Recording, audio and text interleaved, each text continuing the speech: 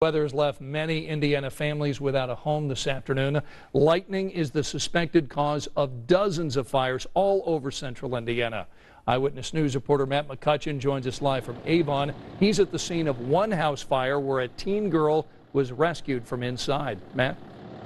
Good afternoon, Scott. We are here in Avon. However, just down here you can see that is the Plainfield Fire Department that is getting ready to leave. The Avon Fire Department had so many runs from lightning fires that additional fire departments had to help. That includes Plainfield here at this particular home right over this way. You see the debris left and scattered out in the front yard and the shell of the home that remains. A look at video shows a picture from a neighbor showing the huge flames in this home. It was just about 10 o'clock this morning that neighbors report hearing a loud boom and then seeing those flames erupt from this two-story home. Firefighters say it is believed to be a lightning strike that caused this fire, and it happened in the attic area of the home. That's when neighbors came rushing to help after they saw and heard those flames and booms. We were inside, and all of a sudden my niece was looking out the window and just bright light, crazy loud crashing noise, and next thing I knew, we heard the fire trucks. He went outside to smoke a cigarette. He saw the house on fire. We pretty much ran over here. Another guy helped us out. We had to bust the window out. We went inside. There was a young lady was in the room upstairs. She was asleep, and we opened the door. We got her out, came downstairs, and got out of the house as quick as possible.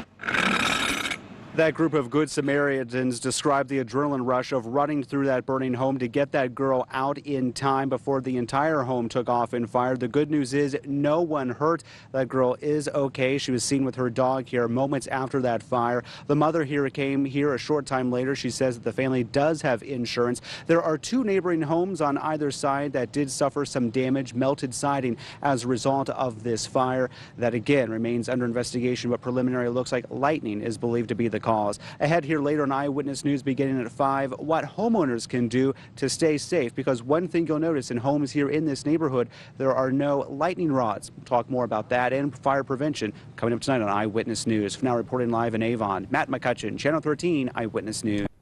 Well, first comes love, then comes marriage. It's not the case, though, for an extreme social experiment turned reality show. You may have heard about this TV program where strangers agree to marry strangers. A Fisher's mom got the call to be in the middle of all of it. Eyewitness News anchor Anne-Marie Tiernan shows us why she waited for her daughter's blessing before taking the gig.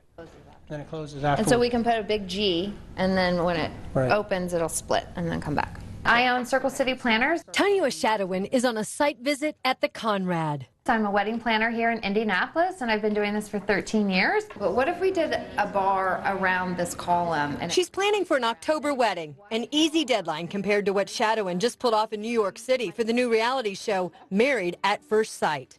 I basically came in on a Monday night. There were 3 weddings in 2 days. Now that's the face that I want. I had a $7,000 budget for all 3 weddings, just with decor and all of it. I was by myself.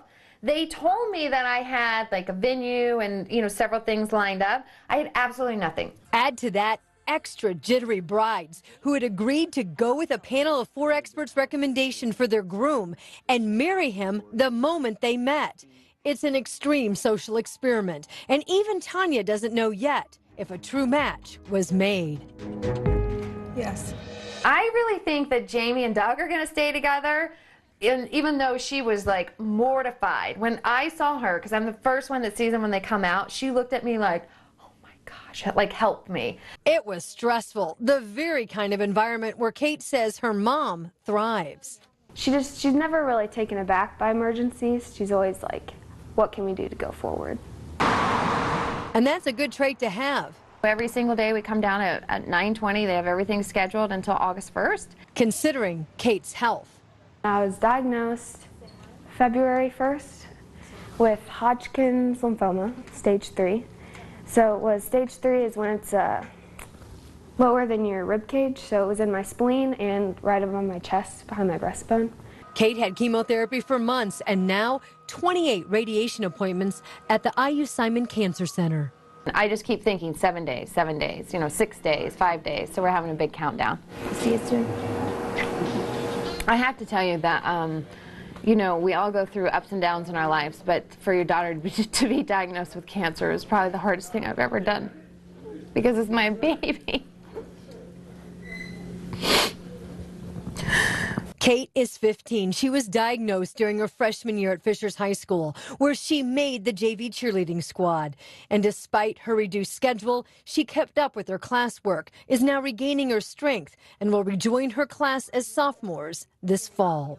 My nurse Alicia always told me it's 80-20, like 80% is your mindset and 20% is how you actually feel. So if you're positive about it, it can lessen your side effects. Thank you. See you tomorrow. You just have to stay positive, and sometimes it's hard, but what gets you through worst days is just the positive attitude. And she adds real relationships built on unconditional love. We're going to make the most of this, and we're going to beat it. I mean, the whole time I said, I'm not going to let go of your hand, and we're going to beat this. To happiness. Well, I mean, you take the good and the bad and the ugly, right? And just make the most of it, and that's all you can do. Anne Marie Tiernan, Channel 13, Eyewitness News.